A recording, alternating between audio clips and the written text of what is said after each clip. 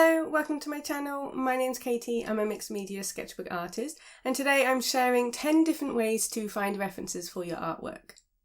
So I use references quite a lot.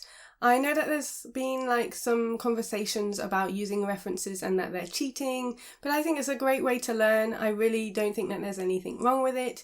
I know that you can obviously work from your imagination, and I think that's really great. But for me, references are a really important part of my sketchbook practice. And I know that it can be difficult to know where to look, so I'm not gatekeeping everything. I'm going to give you all of the places where I find references, and I hope you find this video useful. So let's start with number 1, which is possibly the most obvious, but that's of course using your own photos. This is always going to be the best option because you don't have to worry about copyright. Now, when I mention all of the other references, obviously there will be copyright because they won't be your own photos. When you're referencing from books and things, which I'll mention later, you would have to give credit. Not everything is copyright free unless it is stated. So with your own photos, you know that you're good. I think that it's really helpful to have a camera roll full of things that you can reference, and it might be things that you don't even realise you're taking photos of to reference at the time. It doesn't have to be with big fancy cameras, you can just use your phone and just taking photos when you're out on your day-to-day. It could be things like the shop fronts that you pass on your way to work or when you're out for a walk to wind down for the evening. Taking photos of things like the flowers you see, the weeds even on the path, a little snapshot of a bird you see on the path. It could be anything, and you can use your photo gallery as your reference site. It's a really great way to build up your references and come back to them time and time again. Of course, sometimes you won't have a photo of something that you want to draw, and so my next reference site has got a huge amount of photos and they are copyright free. So these copyright free sites, I mostly use pexels.com and also Unsplash. These are 2 sites where it is copyright free but attribution can be added. Photographers obviously always value this attribution, but it's always in the file name as well when you download a photo, so that's really helpful. But it's a really great resource. Both of these sites aren't perfect, they can be a little bit clunky to navigate and to click on some photos, but there is a huge amount in there, and they are definitely my go-to websites when I am looking for photos. When I am doing Patreon sessions, if I don't have my own photos that I want to reference, then I'll head here. You can use the search to search for specific subjects and things, and actually there is quite a lot on there, and it's definitely one of my favourites to go to, and I really recommend having a look around. Next up is referencing from life. So you don't have to have that flat image. Now this makes things a little bit tricky because referencing from images is kind of flat already. You're referencing something that's already been flattened and it's not sort of 3D when you've got an image in front of you. But drawing from life, and we did a whole month on this on Patreon and it really opened my eyes to how fun it can be, but you're having to turn something 3D from that you're seeing in real life onto your sketchbook page. And it's a really fun challenge. I really enjoyed it. And when I say challenge, it doesn't mean that it's bad. I think it's just something that might push us out of our comfort zone if we're used to drawing from still flat images. It also gives you so much more control, so you can decide on the angles. You can grab some food items or jars and tins from your pantry and arrange them on your desk, and you can decide how that composition looks. You can choose the angle, you can choose what goes in front. So there's a huge amount of variety that you can have, and you're in charge. So obviously using other people's images, you don't have that control. You don't get to decide that maybe you want the angle slightly to the left or to the right, or you want to do a top-down view. Sometimes those options are limited when you're just searching for photos, whereas this way, drawing from life, or even taking a photo if that feels more comfortable of what you want to draw, is a really nice way to make it a bit more personal and make it more what you want to draw. So there's loads of things you can obviously observe from life, and that includes plein air drawing. So you can go outside and draw on location. That's always really, really fun. Obviously it has its own challenges of weather changing and light changing, but I really love plein air drawing and I really recommend it if you haven't tried it before.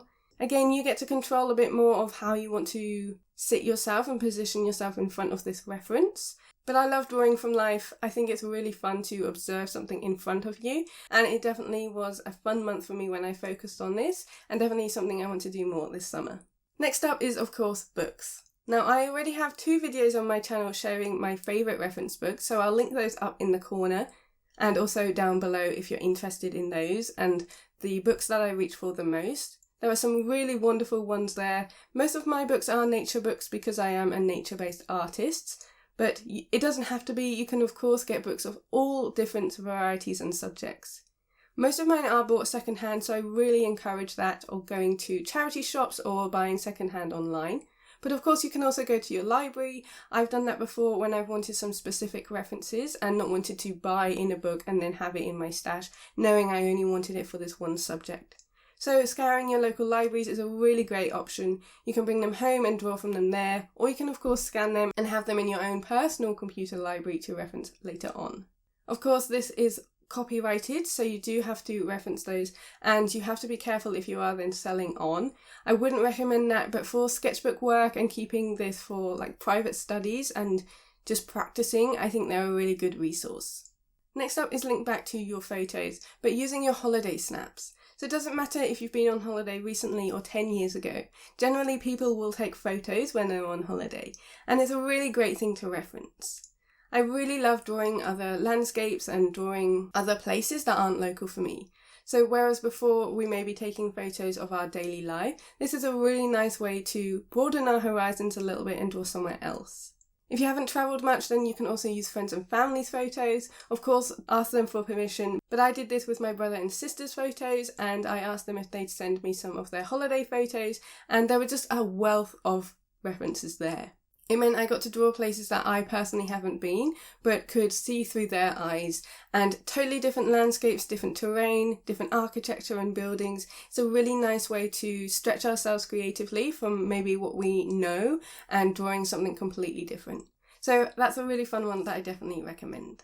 Now, if you want to draw a country that maybe your friends and family or you haven't visited, then my next reference site is Google Maps. I talk about this quite a lot on my channel, so this one probably isn't surprising to you, but I love using Google Maps to explore and again practice different terrain and different landscapes. So I use Street View for Google Maps, and generally I'll pick a country and then I'll do a random pin drop and just sort of explore around. Sometimes I don't get the best views, so then I'll just start again and just really explore. It's a really nice way to get references that aren't perfect. So often if we're using our own photos or copyright-free image sites, the photos are really high quality and also compositionally better. But I really like using Google Maps because they are imperfect, but they are real life. And so I really like being able to explore on Google Maps and maybe take a reference that people wouldn't even think of, like people would just walk past and not usually take a photo. But because a lot of the roads are obviously photographed for Google Maps for driving along and documenting these roads, not necessarily to draw, there are some really interesting things that you can observe. So it could be just someone taking out their bins on the side of the road, or it could be this little ramshackle hut. I think it's a really nice way to draw different things and different scenes that you wouldn't normally. It also isn't the best quality, so sometimes that's good. I think that we often want something that's really high res and loads of details, but it can be really nice to not have that. And it means that we can fill in the blanks a little bit more, and we can add our own personality or add our own little interest into the photo. So instead of sticking straight with how the reference is showing us, we can then add in our own little elements like extra flowers, or we're not really sure what that blurry part is, so we can just put a bush there. I just think it's a really nice reference source, one I used a lot. And if you're unsure about where to go, then MapCrunch is another site I use a lot. This is using Google Maps Street View views, but it randomizes it for you. So you can click go on there and you can decide the countries on the left on a drop-down list, and there are a few filters below. But it's really nice because you really do get place anywhere in the world. Again, you don't get control of where you're going, but you can still spin around the camera and move along in that way. So definitely something I recommend, and if you need some help finding good views, then I have a video all about that already on my channel. This next idea is one that I don't do much, but something that I think is really helpful and something I want to start doing, and that is referencing your own art again. So I know Sandy Hester does this a lot, where she will do a painting and then draw from that painting. So the first painting will be referenced from something that she's seen in real life, perhaps it's plein air art, but then she'll do another piece of art referencing the art only.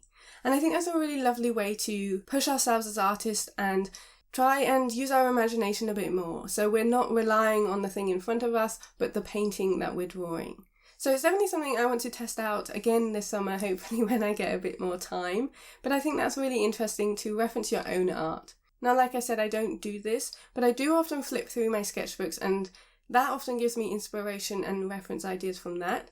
But I really like the idea of taking a painting I've already done and using that as my reference and changing it slightly. So if you do that like 10 times, the end painting that you do is going to be very different from the first, and it's going to be really interesting to see that evolve. My next recommendation for referencing is online communities. So there are heaps of Patreons that you can join, and some of them are for free, some of them have lower tiers where you can do these draw-along sessions. This includes my own Patreon where I bring the references, and I think this is really good. They might use some of the reference sources I've already mentioned, but they do that for you.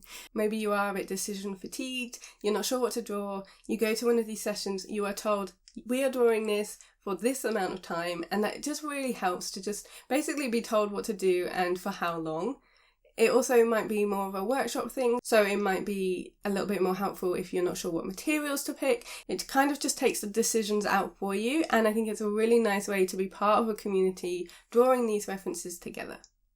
There are also places like Instagram where there are challenges, so DTIYS, which is draw this in your style. Those are really fun because you're taking someone's art, with permission obviously, to draw from and drawing it in your own style. So that's really fun, and there are also accounts like Room Portrait Club and Landscape Art Club, so just a few that have come to my mind that I know of, but I know there will be plenty more, where they will share a reference and encourage you to draw from them. So those two are interior and landscape based, but it's really fun to take someone's picture that obviously they've given permission for us to draw from, and then seeing everybody's versions of it. So it's really nice to see everybody's different styles. It's one of my favourite things about using references that other artists have drawn too, because it really highlights how differently we see things, and then we can share those online. A lot of these communities have hashtags so you can browse through those, but it's a really nice community way of using references and finding things that you wouldn't normally draw. Next up, I want to talk about live drawing. So I have been part of Draw Brighton, which is a Patreon before, which is a really lovely community. Obviously it's based in Brighton, but they share a lot of online drawing sessions. So even on the lower tier, they do a day every month where you can join 3 sessions in the day and draw from their sort of webcam, and the model is on there posing for us. And they also do still photo sets as well, but you can also join local community live drawing groups. I'm not sure I'm going to be able to share much of my live drawing. I usually share these only on Patreon because of the rules of YouTube. I'm really careful about sharing nudity and things like that. But I find live drawing is really good because I'm not usually a people drawer.